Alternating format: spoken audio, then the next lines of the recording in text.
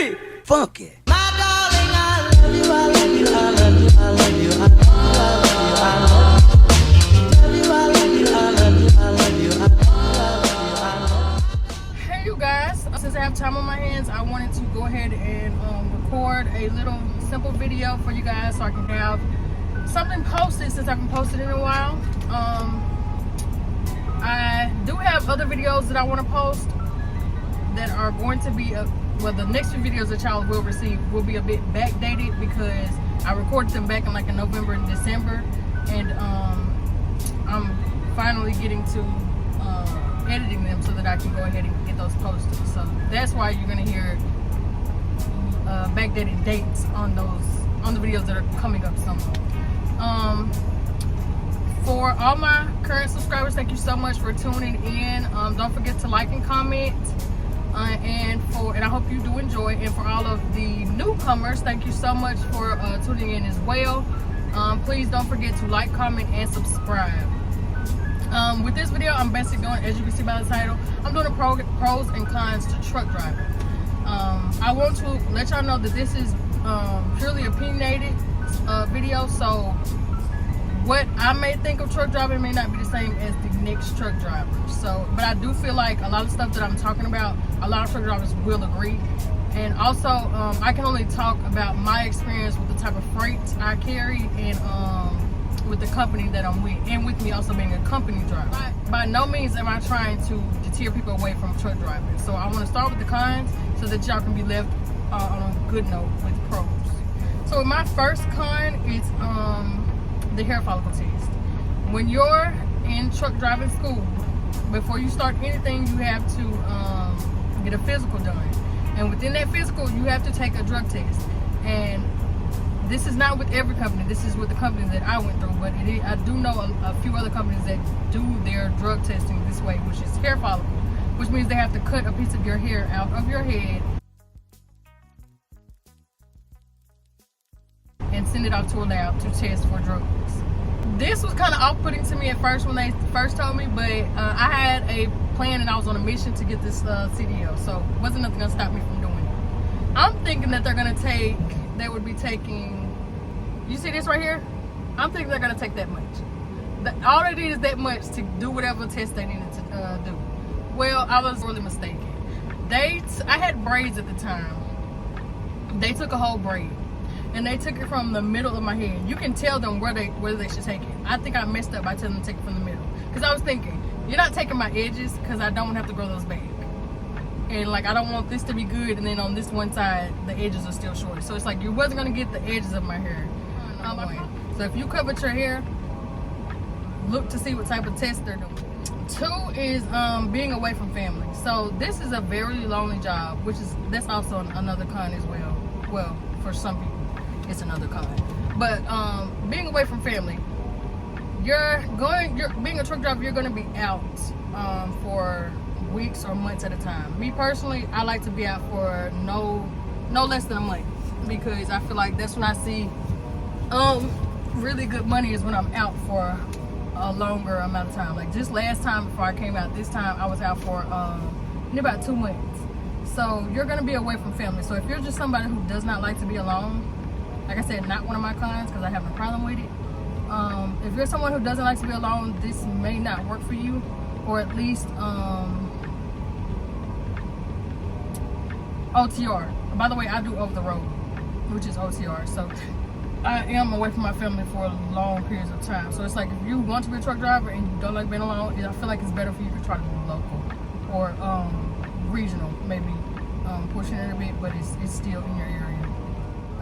My next one would be your money can vary with this job. So it's like you may have 2 or 3 weeks of, I'm talking about, you're getting miles, you're moving all the time, like you barely ever stop besides when it's your 10-hour break, and your checks are like, you're hearing the cash machine.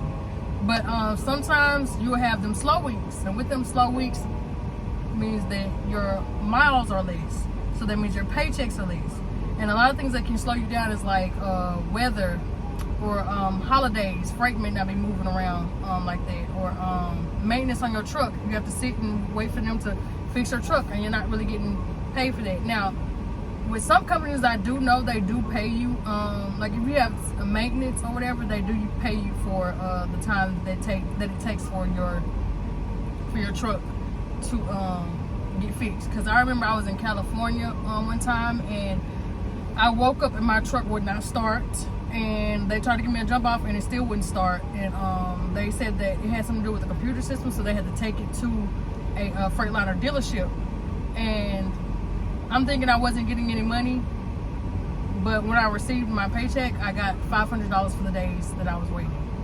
So I mean, it's not as much as it would be if you were moving, but it's something. You're not just sitting there and not getting paid for you sitting. So money can definitely vary out here. So it's like you got to be ready for those slow weeks. Third con is, okay, so I'm gonna give a little backstory out for this one. I come from Mississippi, and I've been there all my life. So the roads are pretty simple. They're not that hard. So if you come from a state that, you know, y'all don't do all of this extra stuff with how y'all build y'all roads, you're gonna know what I'm talking about. But if you come from like states like I can say like New York or California, because their roads are really weird to me. Couldn't get that out. Really weird to me. This may be an issue. So this one would be small streets and weird roads and stuff like that. So there's gonna come a time, and I don't care how good you are at pre-planning your trip, or how many GPSs you got going, because I have 2 going, and it still have gotten into binds like this.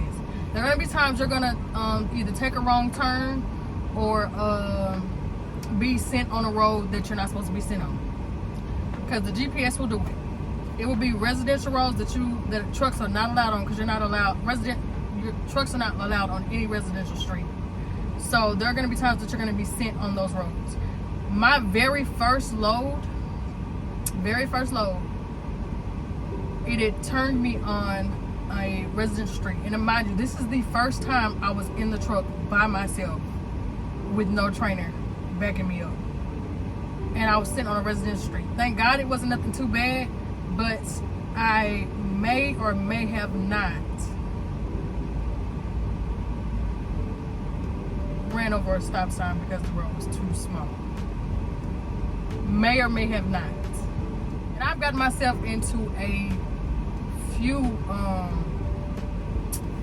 binds like that. And I'm talking about each time, I have really bad anxiety a lot of times. So it's like, each time that this happened, I'm talking about I really had to sit there and breathe and think and talk to God. Like, please get me through this. Like, I would take this as slow as possible. Just get me through it without damaging this truck or any other vehicle. I have stories. I definitely have stories. I'm gonna save that for another video. So yeah, that'll come soon. But it's like, yeah, you're gonna deal with going down wrong roads, small streets. And it's like, I feel like in New York anywhere up there in the north, you're gonna deal with a lot of small roads there, because I have a lot of stories for New York as well, where I mistakenly went down a residential road, and their residential roads are way different than residential roads in the south, because they park on their street. So the road is already small, and then you're having to go through cars parked on both sides of the street, and this is a 2-way street. You're taking up both lanes. So it's like I said, I'm gonna save that story for another time. Moving on to the next con, bad dispatchers. I've dealt with this as well. Dispatchers are basically people who are in control of your money, really. If we're just being honest, because they're the ones that get you your miles. Them and load planners are the ones that get you your miles. So don't be rude to your dispatchers. Don't take nothing from them, because we're all adults. So respect should be given both ways, but please don't be rude to your dispatchers, because like I said, they control what loads you get. The nicer you are to your dispatcher, the more cordial your relationship is, the better your money will be. I've dealt with a dispatcher who tried to and I'm not, like I said, I didn't follow him. I don't like arguing with people. I'm not going to argue with people, but don't tell stories on me, especially when I know what I've been doing. Because I had a dispatcher, I ended up having a flat tire, and I had to call somebody. I had to call my road breakdown, which is normally what you have to do. If something happens to the truck, you have to call road breakdown for your company. So I called road breakdown. They said that I could get it fixed at the TA I was currently sitting at. So they set up everything. All I had to do was pull it up there. And this made me late for my load. And like I said, I called road breakdown. They took all my information down. I personally, and this was like early on with me being on the road by myself, I personally did not know that you also have to let your dispatchers know. Because I thought since I'm giving them all of my information, maybe they were going to relay it, or it was just going to be in some notes under my name or whatever. I've been with a call center, so that's how I think that they work. So it's like I thought that's how it went. So it's like my dispatcher ended up calling me as I was about to get back on the road, yelling at me because he assumed that I was purposely late for this load. I'm grown. There are ways to get your point across without disrespecting the next person. So I didn't get loud with him at all. I just told him that I called road breakdown. I thought that they relayed the message. I really didn't know that I was supposed to get in contact with you. I apologize for that, and I'll make sure that future references, for future occasions, I will make sure to call. But he took it further as to say, I'm always late on a load, which was never the case. I'm very, very diligent with my time. Never late for a load. Never late for a load. And this was when I was solo, by myself, before I stopped teaming with my partner that I stopped teaming with. Never late for a load. I was either hours or days earlier for a load because I stay moving. I like to make money. So he had this whole issue. I don't know if he was confusing me with somebody else, but I had to make it clear to him, like, if I'm ever late for a load, can you please show me? Because we're not gonna have that in our messages, and me agreeing, like me not saying nothing about it, as in like I'm agreeing to what you're saying, because that's not true. I've never been late for a load. I didn't disrespect him, but I can say I got a bit of an attitude with him, which I think in turn he took that as he's going to try to be skimpy in my loads, which he did. He really did try to be skimpy in my loads. I would have over 1,000-mile loads, and there's no reason why I need to be swapped. Like, I feel like the only reasons you need to be swapped is if you're not going to make your load on time, or if you're trying to get home for your home time. There was no reason for my load to be swapped, and he was doing it back to back. He'll switch in a over 1,000-mile load with somebody who's only has 300 miles left to drive. Like, you can't make that, and you taking my good load, you taking my good money off of me to put it on somebody else. So yeah, we had to let go of him. I did end up getting a new dispatcher, not by anything that I did, because I said I was gonna. Maybe it's just you know sometimes you just have slow weeks, or sometimes somebody just needs to get home, so they need your load. So I was thinking maybe that was the case. So I dealt with him for a while before I was like, okay, yeah, this ain't gonna work, before having to switch on to a new person. But yeah, that be polite to your dispatchers. I don't care how rude they're being to you. If they're being rude to you, it's better for you just to ask for a new dispatcher than to be rude to them, because some of them will be childish and try to mess with your money. So yeah, that's the only thing. The next con is the four-wheel drivers. And I know some of you listening may be four-wheel drivers. Please don't take what I say as me getting onto you, because if you don't do this, there's no reason for you to be upset. There are some very, very rude people out here. Very, very rude. And I want to say it's more towards New York way and more towards California way. People in the South are pretty, let me not say that, because I've dealt with nice people in both of those areas too. But I can say most of my trouble comes from people from, if we're here in Mississippi, from up this way and over this way. I've dealt with a lot of very, very not so smart people. they will make your life a bit harder. Like when you're trying to and again, I'm talking about people that I've dealt with in my experience. I'm not trying to get on anybody else because I'm also a 4-wheel driver as well. But being in a truck and then going back into my 4-wheel drive, it makes me a bit more considerate when I'm coming around trucks. Like when they're trying to get over, don't try to speed up so you can get past them. Let them get over and get into the other lane to get past them. Then, like I've had very terrible experiences with that. Never had an accident, but came close because somebody wanted to try to. I was in the left lane trying to get into the right, which is the safety lane for truck drivers, and this person wasn't so much far back. There was no reason for them to zoom. There was no reason for them to even think about zooming up. So it's like I'm getting over, and they decide to want to zoom, but I'm already getting over. So they keep coming, and they have to get on the shoulder to try to keep from crashing into my my trailer. I didn't see them. I seen them as I was getting over, which is why I decided to get over when I did, because it was not gonna cause any harm to them, because they weren't far back, but they were not nowhere near close to even decide to want to zoom. But they did, and they ended up coming beside my truck on the shoulder to get in front. And I've had I think 2 experiences like that. Multiple experiences of people not letting you get over. You do have some that will. I remember I was really sitting to get into traffic for about 20 minutes before somebody nice decided, let me go ahead and get over, because everybody just will not let her over. And I think this was in Texas. 4-wheel drivers can make your job a bit harder. So if you're a 4-wheel driver and you see a truck driver, please make their job as easy as possible. It already has its difficulties.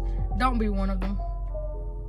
And I try to stick with that same mindset when I get into my 4-wheel car and I'm driving on the road with truck drivers. Like, come on now, just be. And you should be courteous in any situation, regardless of if you're being courteous to a truck driver or another 4-wheel driver. Just be courteous. Next, and this has got to be by far the worst kind. And I only say this. I feel like it's more terrible when you're new, when you're newly on the road, or when you're not comfortable with this. And it's backing up. That is the worst thing that comes with truck driving, is backing up your truck, whether it's in a dock or a parking spot, because you have to actually know how to back up. And I don't care how long you've been driving, there are going to be situations like, even when you get used to it, because I'm pretty used to it now, but there are still sometimes in some situations, and you will see in a video I recently made, that I had a bit of trouble backing up because I'm fresh back out on the road, and sometimes it takes my gears a minute to get back into the gist of being out on the road, because I'm not going to say I've mastered backing, but I'm good to the point where it's like I can get it in there. But I don't care how long you've been on the road, there are going to be some places that their parking into their dock may be like, just, it may take you a minute to get it in there. But backing up is definitely a thing. Mainly because if you don't know how to back up and you're newly on the road, that's the difficult part. Another reason is parking. Depending on when you start in the day, if you don't find parking a lot of the times before 5 o'clock in the afternoon, you're most likely not going to find it, because there are so many truckers out here. It's crazy they say that there's not enough truckers out here, but it's like, it seems to be, it's always every truck stop in a long mile radius is full. They're filling up the shoulders, they're filling up the rest areas. I'm talking about, it's all full. If you don't find a parking spot by 5 o'clock in the afternoon, you're probably not going to find one. So a lot of truck drivers will make their own parking spots. That's another irritation, is when truckers make their own parking spots at the truck stops. And a lot of them will park in ways where it's like it will block or make it harder for you to get out of your parking spot, or for you to get out of that truck stop. I've dealt with so many situations where truck drivers decided to make their own parking spot because they have to stop, and it's blocking the way in and out, or it's making it harder for you to get through. And it's like, I don't know, that's just irritation. I hate that. I'm not the type of person who's gonna make their own parking spot unless I know for a fact I'm in no one's way. But yeah, backing up is definitely one of the hardest, and finding parking spots is another hard thing. I can say being a solo driver, that's a kind of being a solo, solo and being a team, because at least with team you're not worried about finding parking spots because you're always moving. Food. So if you are not one of the people who will cook on the truck, because you have to get used to a certain type of food, and it's fast food, and after a while it's fine at first, but after a while McDonald's, Arby's, Wendy's, Taco Bell, Hardee's, places like that will get old. I'm burnt out on fast food. So and this, a lot of times that will literally be the only thing that's there. Now you do have truck stop food, which is like salads and hot dogs. I would not trust eating any of the food that they have over there at the drink station, because that food has been sitting out, and I don't trust that. It's open, so I definitely don't trust it, so I've never gotten any. But like, you have salads, and after a while you get tired of salads. So I would suggest cooking, or even just buying small little warm-up meals. Like on my truck I went all out, because like I said, I get tired of fast food. I got burnt out on fast food, so it's like I have a crock pot, I have a well, I don't know what you call them, but it's like a stove top where you put the pot, like it's like the eyes that you put the food on to cook, like an actual stove. I don't know what you call them, but I have one of those with some pots. I have a rice cooker. I have an air fryer, and I feel like I'm missing something. Oh, and I have a blender and a tea maker to warm my water. So it's like I have basically everything that you may need in the kitchen, besides a toaster, which I was deciding to get, but I was like, do I really even eat toast? Because I don't, but I don't, yeah. But it's like, yeah, you're gonna get tired of fast food. You're gonna get tired of eating like that, and you shouldn't only eat like that, because you see a lot of obese drivers. Do not become one of them, because all you're eating is fast food. It's not healthy. And this is not, I'm not shaming anybody. Your preference is your preference, but it's like, you don't want to. One of the many things that the nurses at the DOT spot told me was, you really need to watch how you eating, and you need to make sure you get some type of exercise in, because it is so easy to gain weight out here. I don't know how. I haven't gained much weight, because I feel like every time I go home, they're always telling me I'm losing weight as if I'm not eating, which is kind of true, because like, if I'm driving long shifts, most of the time I will forget to eat. And I'll go days without eating, which I probably don't need to be doing that either. But yeah, it's easy to gain weight out here. So don't put yourself in a situation where you're only eating that fast food. If you are eating if you're eating just fast food, Wendy's, McDonald's, they have salads, or just lessen how much you're eating if you're gonna continue to eat like that. But yeah, you will get burnt out on fast food pretty quick. Shippers and receivers. I feel like every truck driver can agree with me when I say that shippers and receivers, a lot of the time,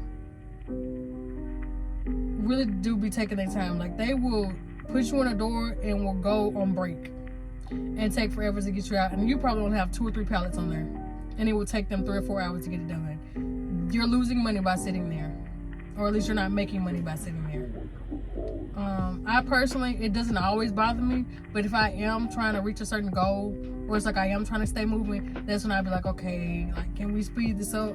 But yeah, shippers and receivers, they will a lot of times take their time to get you unloaded or get you loaded. I have dealt with some of the worst traffic in places like California, New York, Texas, Atlanta, where I'm at right now. Mainly the city areas will be the worst area. Well, top 3, California, Texas, and Atlanta. Those are the worst. Mainly because in California they have traffic throughout the entire day. So that's number one. California is definitely number one. They got traffic throughout the entire day. It doesn't matter what time of day it is. It doesn't matter, like, if a lot of times, you know, there's only traffic when you're getting ready for work, which is in the morning, when they're getting off of work, which is around 5 o'clock, and probably like weekends or holidays, stuff like that. They have traffic throughout the entire day. It will take you 3 to 4 hours to get 60 miles. I mean, to finish 60 miles out. 60 miles is normally about an hour if you're going like the speed limit. 60 miles is about an hour. It will take you 4 to 5 hours to move from point A to point B within 60 miles. You will run down your clock in California trying to get to a spot. So you really have to do you have to do like really tedious trip planning when you're in California, because their traffic is terrible. Okay, weather is another con. I stay in Mississippi. We don't get too like really bad weather. I feel like it's just rain, tornadoes, stuff like that.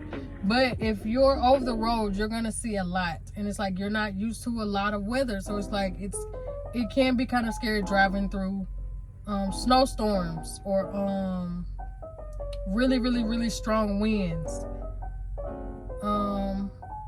Those I feel like the only two things that I've dealt with, like black ice on the road. So you got to be very, very careful and very attentive. If you're dealing with strong winds, you don't need to be going 65 to 70 miles per hour. Slow it down so that you won't tip over. I have driven past so many trucks who have turned over because of weather, because of the wind, how strong the wind was. And I've seen so many videos of trucks being turned over because of the wind. So be very careful and slow down when you know that, when you feel like your truck is moving and is moving your steering wheel with it. Slow down. You need to slow down. Snowstorms. If you feel like, okay, so they give you these well,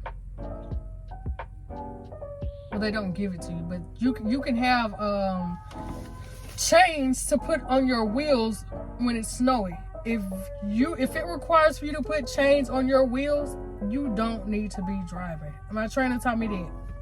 She will not drive if she has to put chains on her wheels. Because black ice and snow can be very dangerous for a truck driver. I have seen some very terrible wrecks. I remember I was with my trainer. We were stuck for about 3 or 4 hours because some truck had slid off the road because there was black ice on the road.